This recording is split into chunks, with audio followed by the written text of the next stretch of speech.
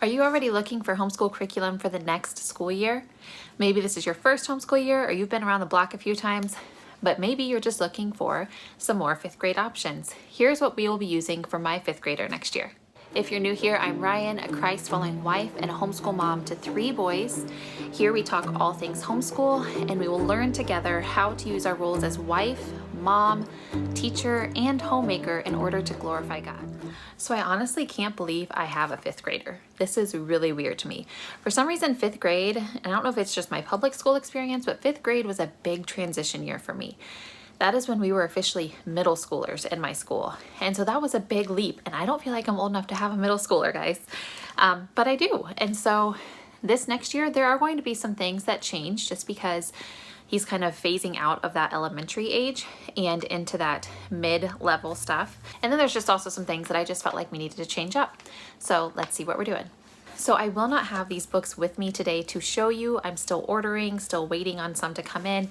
And so I will just insert pictures up here to show you kind of what the cover looks like. And if you're ever interested in seeing the inside of these later on, once I get them, just leave me a comment down below and I'll be glad to show you. Okay, for our family subjects or subjects that we do all together, we have history, Bible, literature, math, Latin, memory work, and then we have kind of those extras, which is your nature studies, your music, and your art. So these are going to be the same all across the board for all 3 of my boys. So you'll hear, I'm going to just run through these quickly, but you'll hear about these in all of the videos that you watch for curriculum for this next year.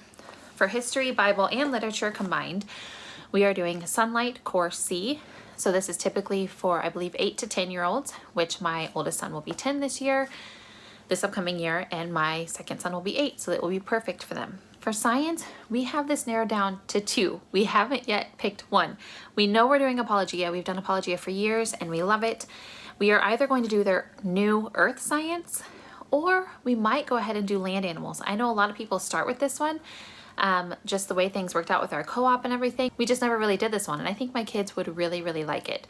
So I still have to do some thinking, but we have it narrowed down to those 2. For Latin, we are skipping a year. So just to get my second grader, soon to be third grader, kind of caught up with us. We are just going to take this year as a review year. We're not starting anything new. I already have picked out what we will do the following year when he's kind of more caught up and up to speed with what we'll be doing. For memory work, we will continue on with Claritas and we will be on cycle 2. We've done cycle 4, cycle 1, and now we're on cycle 2. And then for nature study, again this year, we are not doing anything formal. We are just going to get outside, explore, draw what we see, discuss what we see, and call it good. My boys are always very nature-centered anyway. Today they had a funeral for a mouse. I don't know, I wasn't there for that, but I heard it was pretty exciting. For music and art, we are hoping to outsource that this year.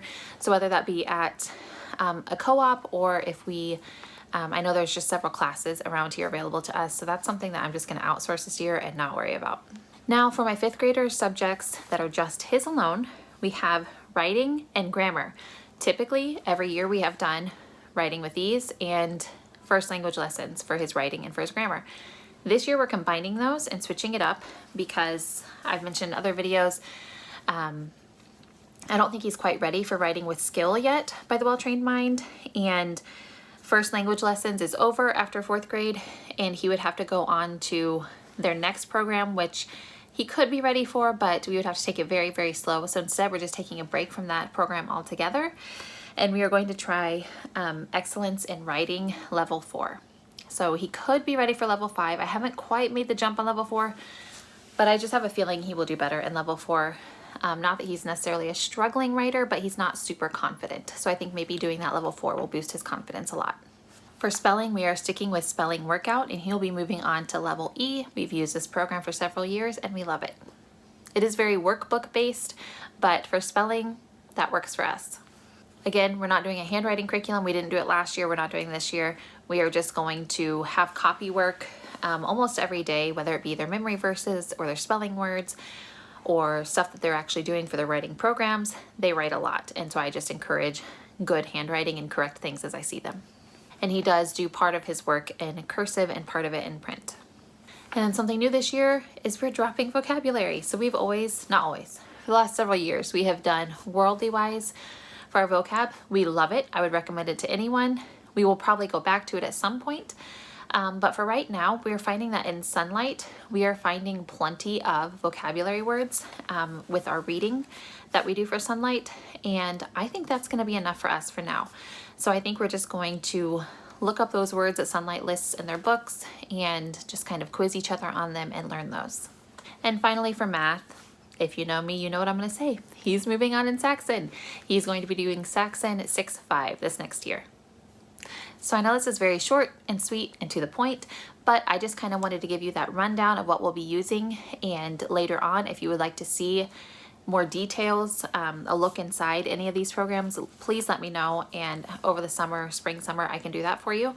But hopefully this just was enough to get your gears turning, maybe hear some new curriculums that you haven't thought of using before. And comment down below if you are shopping yet for next year. Please subscribe if you haven't. That really, really, really helps out my channel. And be on the lookout. Our next video will be all about our 3rd grade choices. I'll talk to you next time. Bye.